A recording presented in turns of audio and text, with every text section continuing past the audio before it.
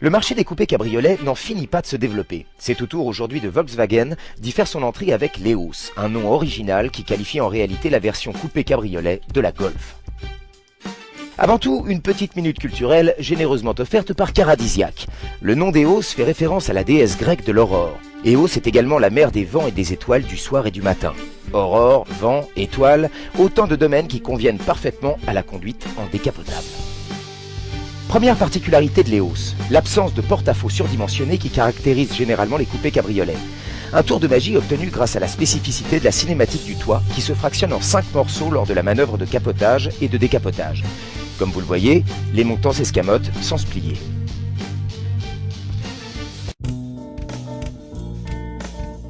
L'Eos se distingue aussi de la concurrence par une grande modularité en coupé cabriolet. En fait, vous pouvez l'utiliser bien évidemment en déclinaison cabriolet, mais aussi en coupé et, ce qui est une première mondiale, en coupé avec un toit ouvrant panoramique.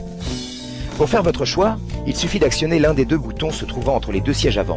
Il existe toutefois quelques petites contraintes, comme l'obligation de maintenir la pression sur le bouton, mais également d'avoir à enclencher le frein à main. À noter également, impossible de rouler à faible allure en décapotant. La vitesse d'exécution est correcte, sans être toutefois exceptionnelle puisque la manœuvre demande 25 secondes. Le coffre, lui, reste également dans la moyenne, avec un volume de chargement oscillant entre 205 litres en cabriolet et 380 litres en coupé. Pour le lancement de son nouveau modèle, Volkswagen a mis l'accent sur les moteurs. 4 essences et 1 diesel sont au catalogue. En essence, on trouve le 1,6 litre FSI 115 chevaux, le 2 litres FSI 150 chevaux, le 2 litres TFSI 200 chevaux et le 3 litres de V6 de 250 chevaux.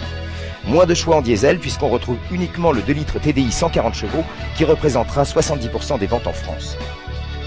Durant notre essai, nous avons pu conduire 2 blocs essence, le 2 litres FSI de 150 chevaux et le 2 litres TFSI de 200 chevaux.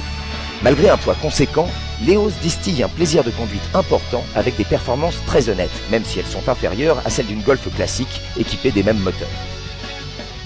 Le comportement de l'Eos se révèle neutre en utilisation normale et légèrement survireuse en conduite sportive, mais rien de rédhibitoire pour autant. La direction se veut précise et agréable quelle que soit la vitesse, le freinage est correct. Rien à redire concernant l'amortissement. Celui-ci est ferme tout en ne négligeant pas pour autant le confort des passagers. Bien installés dans les hausses, ils ne souffriront pas d'un manque de place même à l'arrière, qui est plus habitable qu'il n'y paraît en raison des sièges aux formes bien étudiées. À l'avant, on peut atténuer cet inconvénient grâce à l'efficace filet anti-remous qui condamne toutefois les places arrière. Nous avons été en revanche nettement plus déçus par le toit ouvrant, qui est très peu utilisable en raison des importants bruits d'air.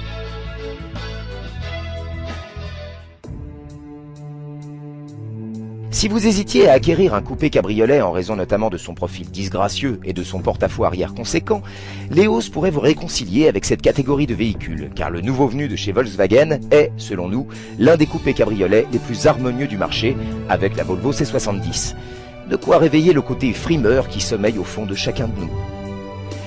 Ce que nous avons apprécié, ce sont les lignes réussies, l'absence de porte-à-faux arrière gigantesque, ainsi que les 3 possibilités offertes par le toit, cabriolet, coupé et toit ouvrant. En revanche, nous n'avons pas apprécié le poids relativement conséquent et la très mauvaise rétrovision arrière et 3/4. Pour lire l'essai complet, n'hésitez pas, cliquez sur le lien situé juste au-dessus de l'écran.